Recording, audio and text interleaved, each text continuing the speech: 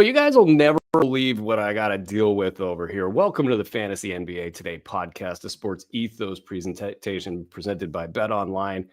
I get hell all day, every day from our great producer, Andre Lamouche, who has he's cajoling me to get this show started and up and running. And I want it up and running as well because it's Monday. We've got 7 games to go through.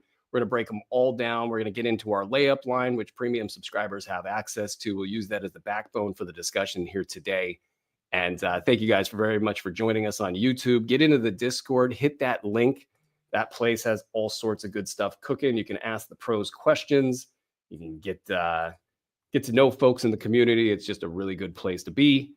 And let's get right to it. I want to get some of these questions from you guys in toward the end of the show. So hit the YouTube link up and get those questions in while we can. Let's say hello to our sponsors. Bet Online is the world's most trusted betting platform, your number one source for online betting. From the earliest odds to in-game live betting, Bet Online provides you with all the action, the ability to watch the games as they happen.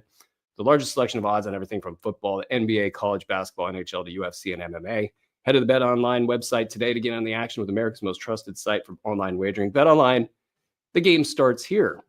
Yeah, so as I like to do when we do look-aheads, especially on a lineup Monday here, I like to use our layup line. Today it was written by Keston Paul. And, I always say, always read Panda. And pardon me, as I hack into the mic, I'm now saying always read Keston. And I try to reserve those types of promotional things for folks that really, really are at that level, because you can't say it about everybody every time. Otherwise, it doesn't add up. But Keston has done enough blurbs and done the actual heavy lifting of analysis, and as has Panda. And this is where you start to see guys get to the top of their game, and their analysis just hits every single time. And Keston's that guy for us. His writing is outstanding. So get to the website and check that out.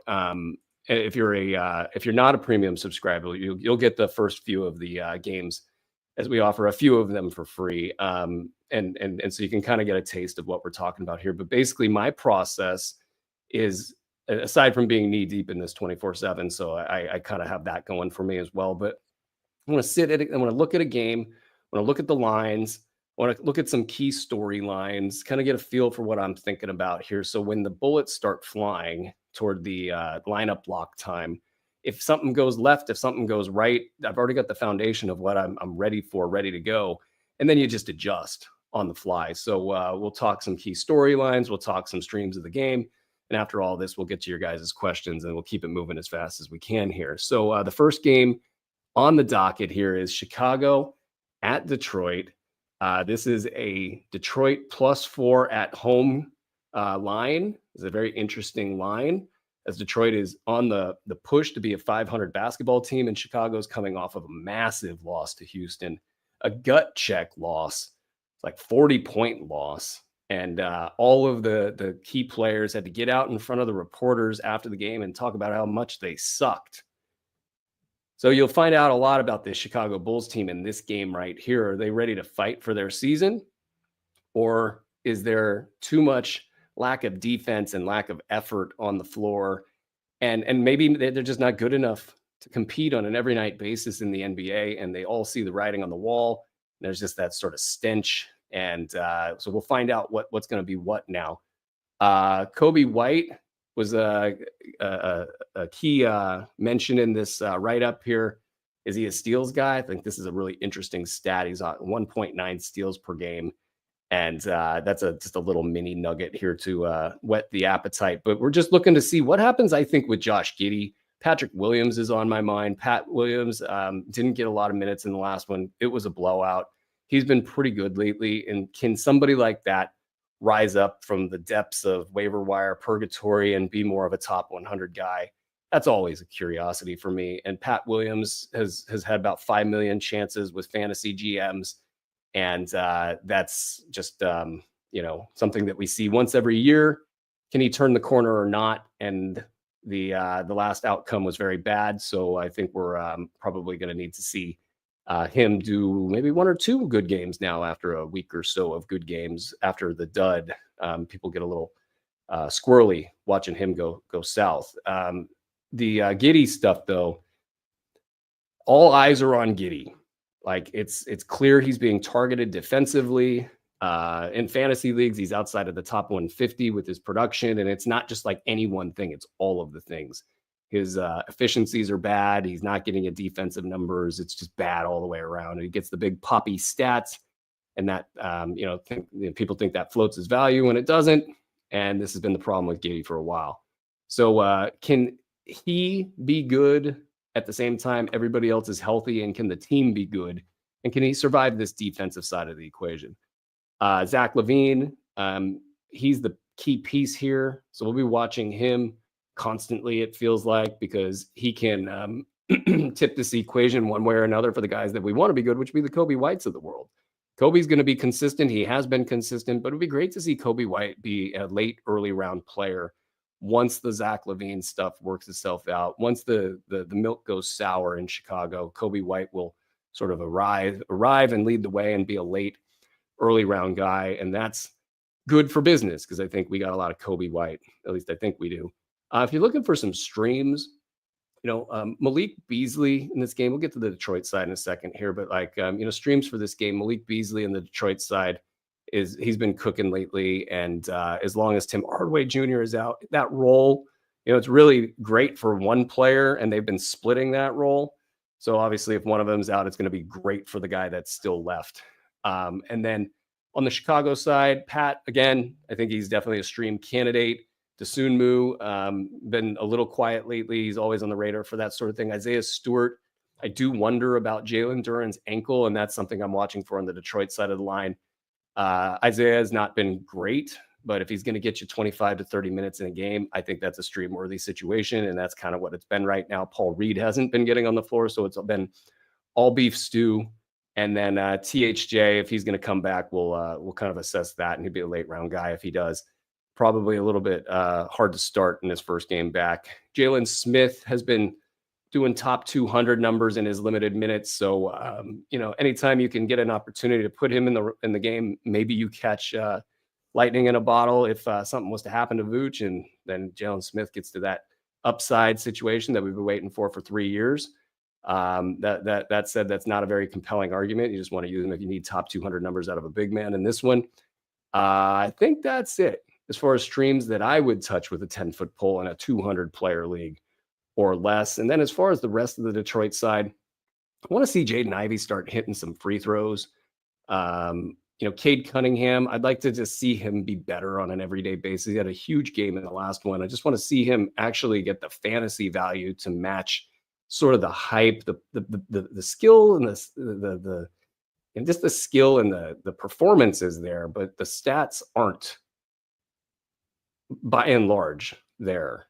And I'm rooting for the guy. I'm rooting for the Pistons. Obviously, I got a big bet on two big bets on those guys. But let's keep it moving. Out of Chicago and Detroit, we got Philly at Miami.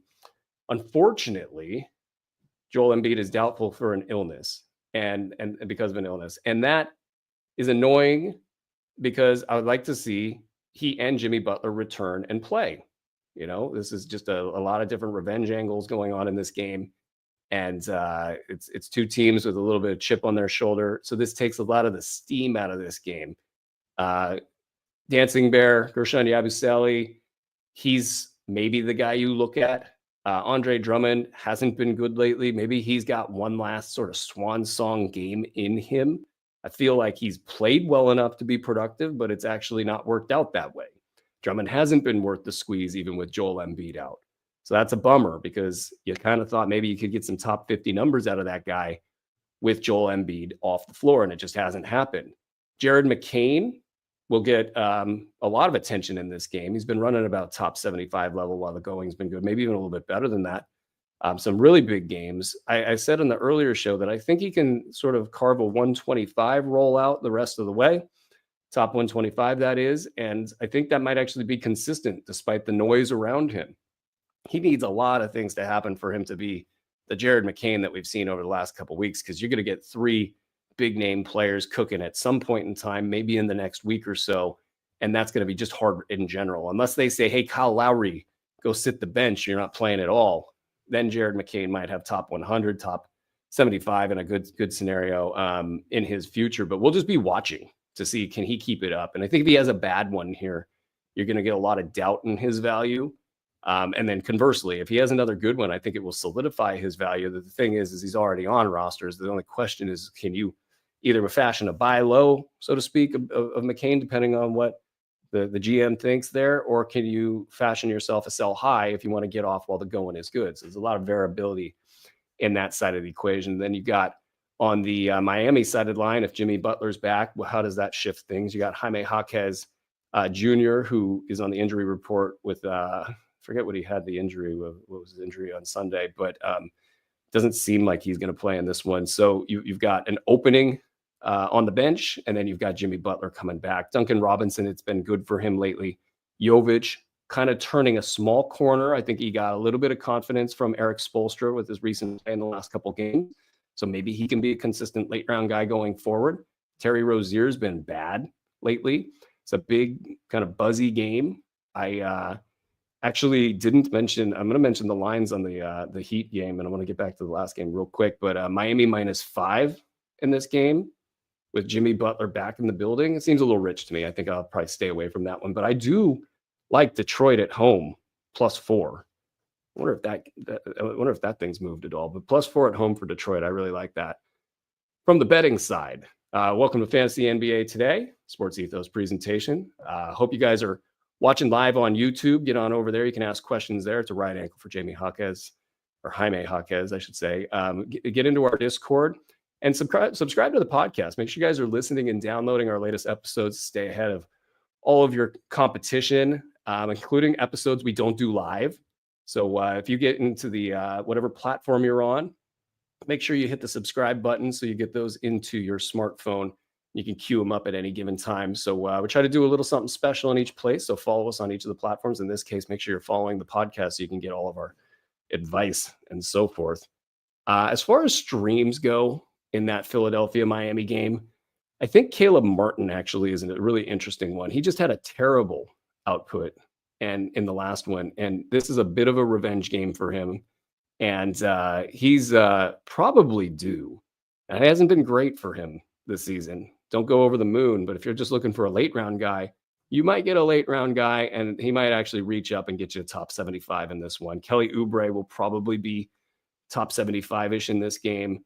Drummond, as mentioned, I think he's worth a look here. And then Haywood Highsmith, possibly, maybe. The production hasn't been good for him, but he might actually get some minutes if Jaquez cannot go. And I don't think Duncan Robinson's heater continues in this one.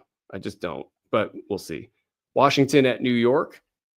Washington 14-point underdogs in this one. New York just got to a win over 500. So I don't know that they're feeling comfortable in there. I don't know that I'd be feeling comfortable taking New York -14 in this game. So I'd be looking at the Washington side, but these games get ugly and messy. And then you got Malcolm Brogdon back. Do not know if this is going to be a thing. I can't imagine it should be a thing. You just never know with the Wizards. Malcolm Brogdon's not good anymore. Bub Carrington is good. So that's a key storyline we want to watch and make sure that Carrington, who's been great, that he can just have a clear path and with the only concerns being, can he keep the efficiencies in the right place in a bad situation in Washington. But aside from that, the Knicks side of the line, not a lot going on there. There's stuff going on in the sense that Cat's been popping up on the injury report, but he's been playing and he's been outstanding. A mid-first round value so far for Cat. You got to feel great if you pulled the trigger with that in the drafts. That said, I do worry about the old Tibbs factor. I do worry about Cat not being able to continue to produce at that level with the amount of minutes and touches that he's getting right now. But things are kind of in a fantasy context.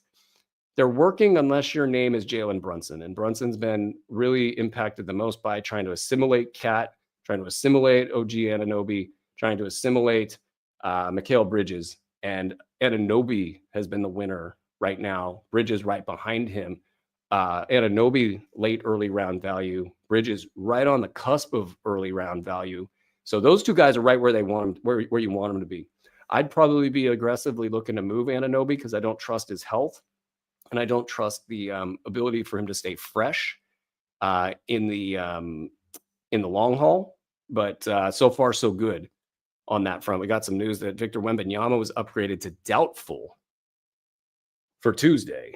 So maybe he's feeling good. Maybe he's lobbying to play, and we'll see how that lobbying works. Doubtful is not exactly great for his potential to play in that one.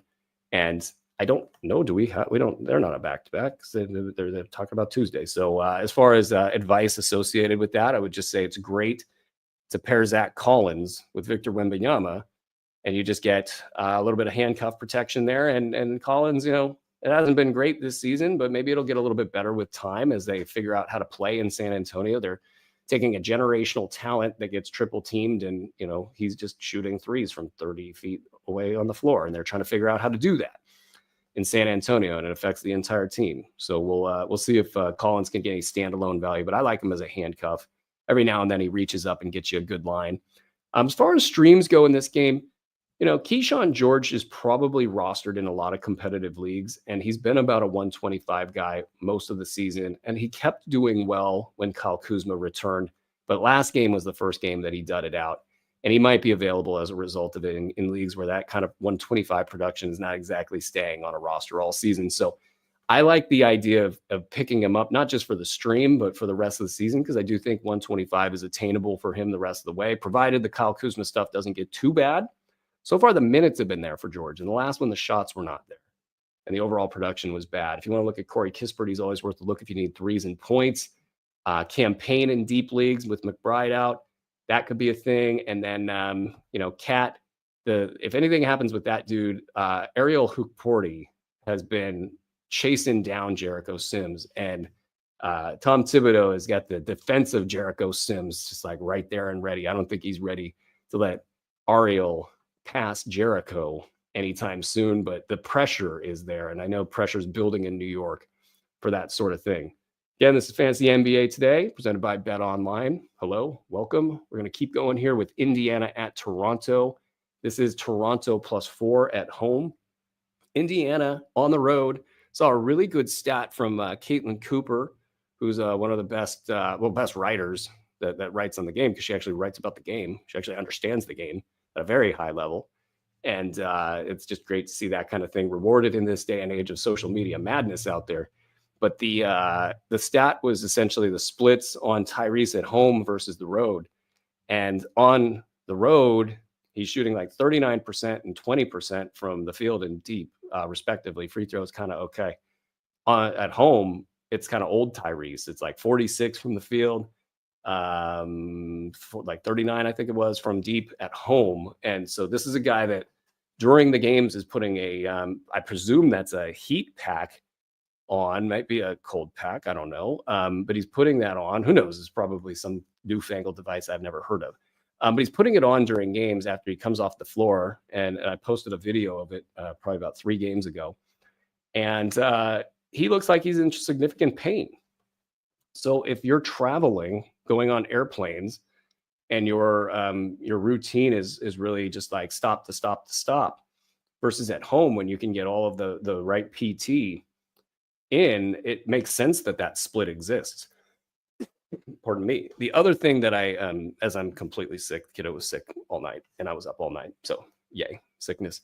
But it makes sense if you've got a back injury that's impacting your shooting for that to be a thing that happens. So of course you can maybe, I don't know how you would fade this if you're in a season long situation, you're just going to play Tyrese and expect the numbers to be worse. But maybe in DFS, you could look, or even in props betting, you could look to fade Tyrese on the road if this trend's continuing. Maybe the trend has worked itself out, but to me, at least the basis and the foundation for the trend is there. In addition to the fact that it gives us at least a little ray of hope that if this back issue resolves itself, it's not really a play or a mentality issue. It really is actually the injury kicking in, and you're getting the good Tyrese about half of the time, or whatever their ratio of home to away games has been. So, you're always looking for context with this stuff. And, even if you go and you kind of go one player over, as Keston does in his great analysis, is you go to Benedict Mathurin, what's going bad for Tyrese right now is it's not all Tyrese all the time. in Indy right now. And that I've always wondered, is that a function of the other players being just as good as him and deserving the ball as much or more? Or is it the back injury? Because if it's been largely all Tyrese all the time. And then when they got Siakam, you kind of thought, all right, Siakam's got a history of taking the ball and kind of, sucking the air out of it. And, maybe that would come at Tyrese's expense. And we've seen them play enough together where we do get a sense that it's not totally the case that that's going to happen. But were there other players like Benedict Mathurin and Andrew Nembhard who could come in and say, hey, Tyrese, it's not going to be all Tyrese all the time. And if that's the case, then the value for Tyrese starts to fall, second round, third round, fourth round. I don't think that's the case. I think with Tyrese, as long as he's healthy, he's going to be, a key, point of attack. And maybe if it's not all Tyrese all the time, it's 2/3 Tyrese, 2/3 of the time, or all Tyrese 2/3 of the time. Oh my God, fun with fractions. Benedict Mathurin getting in there and being super good, super athletic, super talented. The Dennis Rodman of Indiana basketball right now, getting over 10 rebounds a game pretty much at will, it feels like. Can he still be good when Tyrese gets healthy? And still be good is like top 75 right now for Benedict Mathurin. Can he maintain himself as a top 100 value if Tyrese Halliburton gets healthy? So if Tyrese goes out and rips off an old school Tyrese Halliburton game on the road against Toronto, who's way better than their record would entail, and not way better, but they've been competitive in a lot of games. They got a lot of good defenders as well that match up well with Tyrese. If he's good in this game, that might be the signal that Benedict's going to have his work cut out for him when the scales shift back more toward Tyrese. And then Benedict, who's been shooting a little bit over his head, does he fall to like 125? Because I think people right now are valuing Benedict Mathurin as a little bit of a breakout. I think everybody's iffy that he can keep it going, but if he keeps it going for another 2 or 3 games, you're going to start seeing Benedict Mathurin breakout stuff out there. And people, when they hear that, they start to value him in that range. They start to value him in the middle rounds. And you might, if you have Benedict Mathurin right now, have a great opportunity to turn that into a consistent mid-round guy. Versus right now, you've got somebody who, if Hallie comes back, if those other guys come back, he could fade real quick. We've seen this. There's a history there. Top 125 in that situation would be actually kind of good for Mathurin, given what we've seen in the past sometimes. So that's what I'm watching for there. In the Toronto side of the line, there's just a little discussion from Keston about Scotty Barnes that I think is some nice little added value there. But mostly it's just kind of in the margins. Like, are we going to see Jakob Poeltl continue to have some big, beefy numbers? I think the free throw stuff with him has fallen back. I want to see Ochai Agbaji. Can he continue to solidify himself as either a late mid round or early late round value? And he starts to get dropped in situations where I'm like, I'm not sure why he's being dropped. Can he survive as the players come back? What's up with the free fall for Grady Dick? We'll watch and see how all of that stuff is going. And then in terms of the line itself, I don't know if I would touch that one, especially with the Tyrese Halliburton stuff. In terms of streams, Jarris Walker's been very good lately. He's been a top, say, 130 guy since the backup center position became up for grabs following Isaiah Jackson's injury. So I think if you're in a league where 150 plays, he should just be on your roster or on somebody's roster because, there's a little bit of potential that he can't be consistent. We know Rick Carlisle can turn on somebody pretty quick, but he's got a poppy game and they need a big, and he's kind of their only solution there. And so there is some built-in safety, I think. And then if he gets more minutes after that, he's got a lot of upside beyond that because he does get you numbers in the categories that matter a lot: threes, steals, and blocks. And he's been getting about a 111 every night. So Jarris Walker, I'm actually pretty pro Jarris Walker right now. And then you got your usual suspects: TJ McConnell. Toppin hasn't been very good on the whole this season. So Davion Mitchell, not really. Chris Boucher, maybe if you're desperate for some top 200 value out of a big, but that's pretty much that. Let's keep it moving. Let's get to Houston at Milwaukee. I think this is a really fun one. Damian Lillard is back, so that's good. Giannis as a defender on somebody like, say, Alperen Şengün is intriguing, though they'll probably just go with Brook Lopez. I think if you wanted to chop the head of the snake on the offense, you could either go you could go with both guys. If you want to, really throw a curveball Houston's way, you could get them out of the Şengün game. If Şengün plays well in this situation, that'll be good for just a measurement. But he's been great lately. He's been about a first round value over the last couple weeks. Maybe a bit of actually, it is a sell high moment. He's not going to be that good this entire season. You got Jabari Smith tumbling. I think Jabari's bottom is like 150 at worst. It's probably 125. It's going to be just boring, eke your way to value kind of territory for Jabari Smith. He's, it's a crowded place, and his role is to stand outside and shoot threes, and he doesn't even really get the benefit of being big and tall because he's chasing around a more mobile player while Şengün gets hidden on whoever they're going to hide him on. It's a little bit of a bad situation for Jabari, but I'm actually pretty pro Jabari. I just think he's pretty boring at this point. Van Vliet's got it cooking again, so that's good. I think Fred Van Vliet will be fine. I think if you were able to buy low when he was in the in the doldrums there early on, you got yourself a really good win. On the Milwaukee side, Taurean Prince is actually becoming one of the more interesting players for me, because I think he might be top 100 the rest of the way.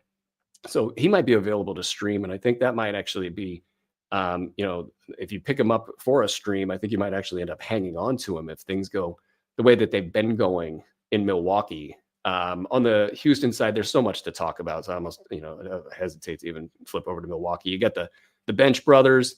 They are just Tari Eason, Amen Thompson are just crushing it. Tari Eason gets a steal for a pick six that he finishes like once a game, and he's just manhandling people out there. Amen Thompson is just a freak out there. It's awesome to watch, and that's a big reason why Houston's 10-4 right now. And so there's just a lot going on. Both of those guys are top 50 kind of guys right now, and that's great for business. I think we're pretty. I don't know if we were ahead on Eason, but we were pretty happy with Eason, and then with Amen a big old rank, so it's good to see him doing well. He just needs to kind of dodge a few of the consistency issues. I think Eason's stat set and his style of production has got more chance of surviving in a 25-minute role in a consistent manner than Amen, who might go up and down based on whatever the offense is doing at a given time, if they're going to ask him to handle the ball or not. Back to the Milwaukee side, I don't know that if you've got the stones, you want to look at AJ Green. I mean, he's had some decent numbers. He's been shooting the ball well, but that's just as dicey as it gets. Andre Jackson's, there's more kind of athletic value there than there is statistical value. Gary Trent's been in the dumps. Dylan Brooks could, pop up and score some points at any given time, but nothing too exciting there. Let's move it along to Orlando at Phoenix. Again, this is Fantasy NBA today, presented by Bet Online. We're just moving and grooving, breaking down the slate for Monday night, trying to find some diamonds in the rough for you guys, and make sure that when you're sitting down and look at the action as news breaks heading into game time, you know exactly where you want to go and what you want to do with each of the individual things. Orlando at Phoenix. Phoenix is a 4-point dog here without their injured stars. And if you know about injured star theory, it's always great to bet into a team when their stars are injured, because the public fades that and the players do not. They all gather their resources and they try to play the best game of their life. Now, Orlando has a tough squad. Their record is not as good as maybe the squad is as tough, even minus Paolo. Tough players that will, get in the trenches and make you feel them. I don't know that I like going over the moon for Phoenix to win this game, but I do think they're coming into their own a little bit. You saw Grayson Allen get back on the floor, and he's not, I don't think he's in shape yet. I think he's still, hamstring injury and Achilles injury to start the season. He's running out there like an old man with his gray hair. And his name is Grayson. I mean, you can't make this stuff up. And he added the 35 pounds. And it may not be entirely muscle. We just don't know. He looks like he has a good first step on offense. Defensively, he's looking a little bit slow. And he's looking lazy out there. I don't like that. That's not a Grayson Allen thing to do. And that's kind of making me think these injuries are more relevant for him than they are. But he's hit 8 3-pointers in his last 2 games. He looks like he's got a good feel for his shot. I think you're just going to see him get better. And as I said in the last show, I think if Tyus Jones has anything happen to him, you'll really start to see a lot of the connective play that Grayson Allen had a top 40, 50 season last season, basically based on the ability to go in there and do all of the things at once and facilitate for the 3 stars. The other thing with Grayson Allen, since I did have a lot of stock in him, so to speak, with a pretty high rank for him, despite him going undrafted in most situations, is that these guys are getting injured already. Bradley Beal is already getting injured. Kevin Durant already getting injured. It's Devin Booker's always been injured, so it's like the odds that he's asked to be the connective guy continue to increase. So I'm just personally, and it's been a total pain in the butt, but it's like, I'm just going to wait this thing out and see. Maybe we can get back to the I'll take top 75 out of Grayson Allen if he can get there any day of the week. So we'll be watching for that. And then on the Magic side, can Jalen Suggs get out of his shooting slump? I would love to see some information about Wendell Carter Jr. He's doubtful, so I guess that's good news. It's just, to me, I feel like we're getting close to, like, at some point in time, he's going to take a wrong step on that foot, and it's going to be a bigger injury.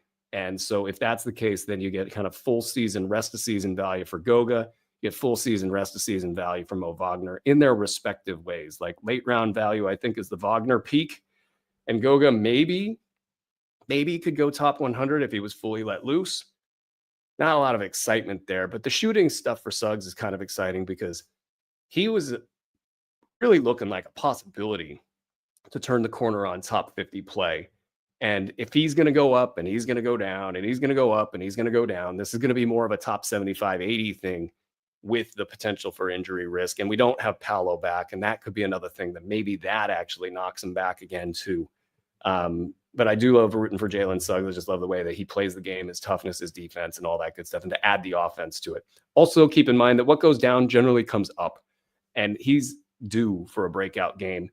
And against Phoenix, that might not be, asking too much. I don't see their defenses being, super airtight right now. I think they got a lot of moving pieces. They got a lot of big men that can be exposed. They're definitely, in the last one, they attempted to start Mason Plumlee with Yusuf Nurkic. Nurkic is pretty much dinged up. His value's in the tank.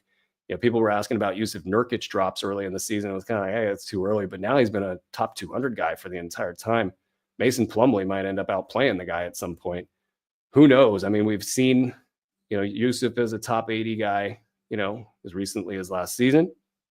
I don't know.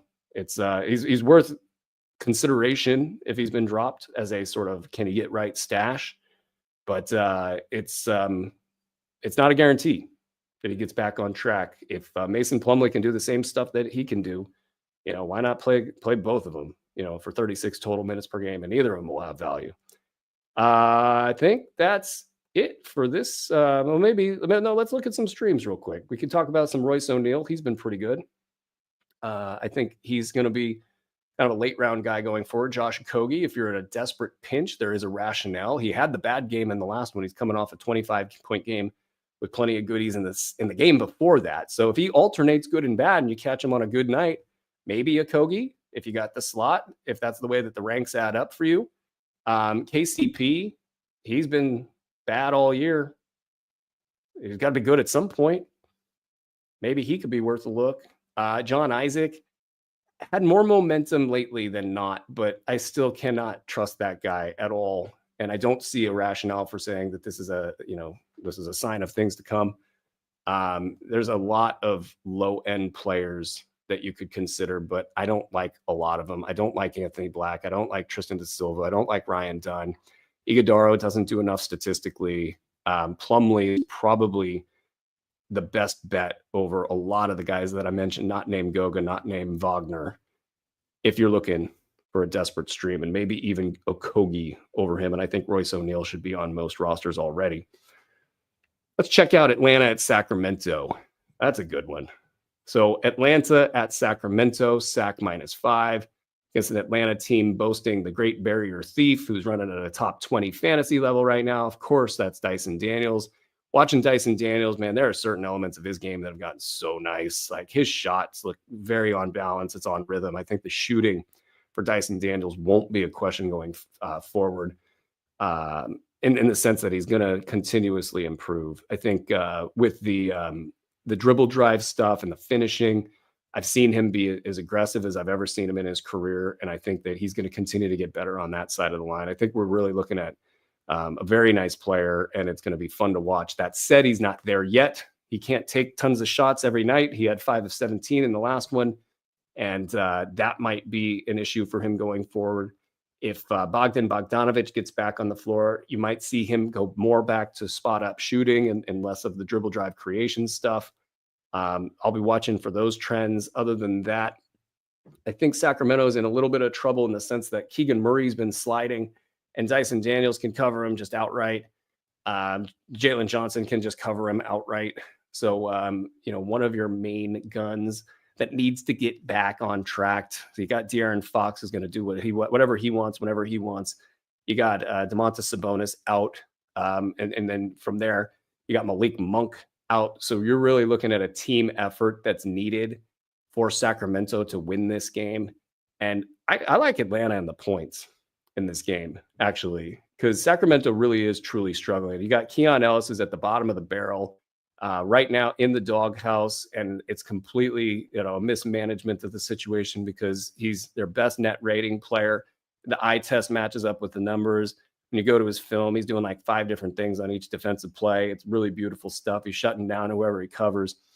All of that's amazing. They just need to tell the guy to go shoot. And then they took his minutes at the beginning of the season, and he's paranoid to shoot, and now they're blaming him for not shooting. So the only way this works out for Keegan and for Keon is if they come out with a mandate to shoot. And these are the kind of situations that they do need to shoot in because they don't have the other guys. And Keegan Murray will be blanketed by 2 of the best matchups that he'll face all season. Fox is going to go nuts in this game. That's for sure. And they can throw whatever doubles they want at him. And that's probably not even a good idea to do so. But the rest of that team, they need a mandate to shoot. And I don't know if they're going to get that mandate to shoot. And I think this might be the game where they lose at home and they figure out that they need to make some changes in the way that they approach the game. Other than that, you get Kevin Huerter revenge game. I do think he'll play well in this one. So he's the guy that you want probably in your lineup. Trey Lyles, he's a guy that they turn to and rely on if you're looking for a low-end stream. So I think he could be a guy that gets you about 15 points, 2 threes, some rebounds, and maybe some steals and blocks if he gets lucky. But it's the Kevin Huerter revenge game and some of the upper management or the front office that's been, swapping teams, so to speak. I think this is a low-key, interesting game behind the walls in Sacramento, and we'll see how it all pans out. On the Atlanta side, if you want to consider Zach Risachet, it's possible he's popped up on waiver wires because he's a top 200 guy. Outside of the top 200, that is. DeAndre Hunter, maybe.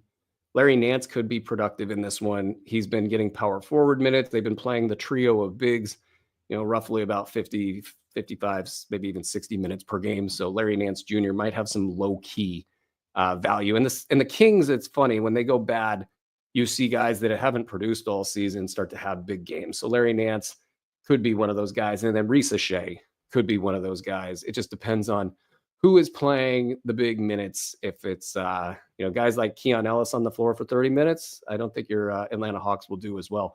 And frankly, if they don't put Keon Ellis on Trae Young for a little bit, that's a little bit of a mismanagement as well, because I would just love to see that. And I think Keon can stay in front of him. I think that's it for that game. And we all know that I can talk about the Kings a little bit. Oh, shout out Onyeka Okongwu, actually, getting back on track. It was looking real bad for him. And there was like some temptation to consider drops, but I think they've figured out that big man rotation a little bit, that Larry Nance can play some power forward minutes and that they can kind of collectively survive athletically. I think that this has been a good thing for them. And I think that rotation can continue going forward. So Okongwu might actually be safe. And if we get good Okongwu, where the switch is flipped and the defensive stats are coming in, then he's got a great stat set. He's got a top 75 stat set. So I'll be watching for that as well. How many more games we got? One more game here on Fantasy NBA today, presented by Bet Online. It's Golden State Warriors at Los Angeles Clippers. We got the line at Golden State -4.5. Is that right? My God. I need a confirmation if that's right. Golden State -4.5. Okay, I know they're winning ball games, but like, are they that much better than the Clippers at home? Okay, I guess well, you got my first instinct there. We've got the Buddy Hield, Brandon Pajemski stuff that we're watching closely. It's still buy low territory for Buddy Hield. He had about 18 points, I think, in the last one with 4 threes. So he did his part. He did it in 30 minutes off the bench. Lindy Waters got the start, and then he hyperextended his left knee. So I wonder if they crack the seal and put Buddy back in the starting lineup where he can play with all the good passers. Now, if he's getting 30 minutes, he's going to play with the good passers a lot of those 30 minutes. So that's going to probably work itself out if he's coming off the bench. But I would like to see Max Buddy with the passers. He's the guy that can climb up and get you top 50 value. I think he's probably valued as a top 100 guy right now. I think Buddy Hield will kind of trip and fall and get to top 100 at the end of this season, even if he's got a bunch of bad games that string together with good games. But if this goes back to what it was and they just decide to run split action and make him Thompson all over again, Buddy's going to be at least a top 75 guy, and he's got that top 50 upside. So buy low territory for Buddy Hield. Pod's got a little bit better in the last one, and I think he got a little bit more minutes with the passers. It's just who's going to play opposite Jonathan Kuminga as he chucks up shots. We got what else in that? Trace Jackson Davis, just to see if he can be a thing. We got Chris Dunn on the other side of the line who stepped into the starting lineup. He'll be a late round guy as long as he's in the starting lineup playing 25 minutes per game. What else do we got in this game? I mean, even like maybe Kevin Porter Jr. can help you out. His valuation's terrible because the efficiencies aren't there. But if it fits your build, he has been getting minutes. I want to see also if we know that James Harden's going to continue to cook, but can Norm Powell kind of reverse the trend of sliding down the ranks? Can he stay consistent inside of the top 50? Because he's got a guy named Kawhi Leonard that may or may not return this season, and that could be really significant for his value. I think people want to get a couple good games out of Norm Powell and then start moving Norm Powell while the going's good. Andrew Wiggins, I think is due for a big one. And I don't know if that's coming necessarily here. There's a lot of players that match up well with Andrew Wiggins on the Los Angeles Clippers side. But it's probably got to come here at some point in time soon. I don't know if I missed anybody. Pajemski, let me add on Pajemski. I think his stat set has so many holes in it. Not maybe so many holes, but I'm okay with fading Pajemski, despite this being an opportunity for him to step up and be better. And he has been better, and yes, the arrow's moving in the right direction for Pajemski. But if you got some hard choices out there, and you're wondering, is this the time that Pajemski reaches up and hits some of that preseason hype? I might actually fade that in the the evaluation of him and an equivalent player. I think that's it, guys. I don't think any news is broken on the show. So we're going to get to your guys' questions after we end of the show. Thank you guys for all of your support. Please do like and subscribe to the show. You'll get the stuff that we don't put on the live show. So you go and you subscribe to the pod feed. But if you're also watching on live, the thumbs up button and the subscribe button, for whatever it's worth in today's day and age, that stuff makes the machine crank that puts butts in the seats. And that's an interesting thing. As I look at our private chat, I'm seeing some interesting stuff there as well. But thank you guys very much for doing that. It helps us out a ton. That'll do it for us today on Fantasy NBA Today, presented by Bet Online, a Sports Ethos production. We'll answer your questions online here in a quick second. But ladies and gentlemen, be well. All right, questions. In the Let My Hair Down version of the show, Rascal Roo, please rank DiVincenzo, Clay, Brandon Boston Jr., D'Lo, Abaji, Patrick Williams. Hey, could you do another Bruski 150? He says. Okay. Let's see. I will go. This is a 9-cat ranking. I'll go. Oh, I'm tempted to put Abaji at the top here. He's really got a nice thing going for him in Toronto, and I think it's going to just keep going. And at the same time, DiVincenzo has this ability to reach up high into the ranks that I don't think Abaji has the ability to do. But I mean, with Julius Randle there, that is just the ultimate buzzkill for the players around him. And it might be the case that Abaji wins this thing. I'll take DiVincenzo above Abaji before the upside. And then after that, I'll go. Ooh, man, this is so tough. I'll go Clay. I forgot about D'Lo. Yeah, I'll go D'Lo because I think that he'll be a top 100 guy, and that's going to be safer than Clay and Patrick Williams. I could flip flop Patrick Williams and Clay any day of the week, and then Brandon Boston. It's there's been stat set issues in the past, and yeah, they're really high on him, and yeah, he's sort of changing the dynamic on a lot of these stat set issues. But it's not like we have a ton of evidence to say, oh yeah, he's a totally different guy. When DeJounte Murray and CJ McCollum and heaven forbid Zion comes back, all bets are off with him. And so for that reason, I would put him at the bottom of this list. Unfortunately, if it was in the rank for the next 2 weeks list, he might be at the top of it. So that's that. We got another question. What is Bub Carrington's valuation in Dynasty? It's pretty damn good. The film, I mean, you could ask others around here, as I was watching the film, I was pretty excited. The fact that he played for the Wizards and that the potential for his field goal percentage to be like a higher volume, very bad number really did mess with his numbers, and the inability to just like say, oh yeah, he's going to get these defensive stats. The defensive stats that he's going to get are going to be a function of something we couldn't project. So like, I think this is really interesting territory for him. Can he keep being a very good, player? And what does that look like over the long haul? I don't know that he's got top 50 in him. That I don't know. But like top 75, like on an ongoing basis, if he becomes the guy and they're building around him, yeah, I think top 75 is definitely in play for him. So I'd say if you want to call his upside scenario 50 to 75, and let that inform, the potential that maybe it's just a bad team thing, and maybe he doesn't develop, these numbers the way that we would want him to. Maybe there isn't an efficiency issue there. I don't know that he would be lower than 125, though. I kind of think he will keep up above that number. So 75 to 125 is the long answer there. Let's see here. What's up with the lack of player news updates over at NBC? I don't know. It's how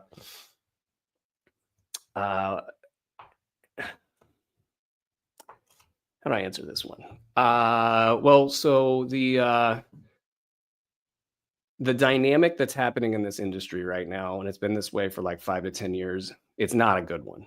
Like, the social algorithms have really crushed not just fantasy basketball, but like, I mean, you're seeing stories about like news organizations that are letting everybody go, like, regular old traditional political news or whatever, that like they're letting people go. The biggies, the old brick and mortars are letting people go. The Roto World coaching tree is all out somewhere else right now. And there's reasons for that, right?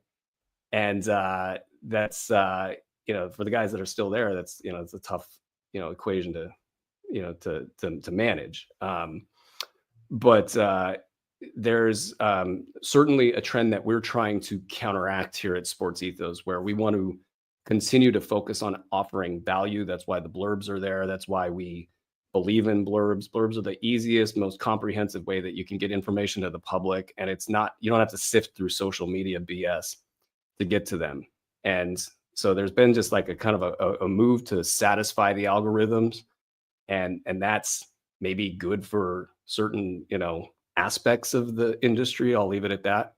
But in terms of like long-term sustainability for everybody involved, for the producers, for the people that are content creators, and for the companies that are actually making investments into the industry, which we're one of them, you need to really focus on value and not necessarily chasing the next fad, if that fad isn't going to actually be beneficial for the end users, be beneficial for the people that are making the content, for the companies involved. And so we're trying to zig when everybody zags. And it's just kind of sad to see how it's gone, because it's, you kind of take it to the Skip Bayless level, if you will.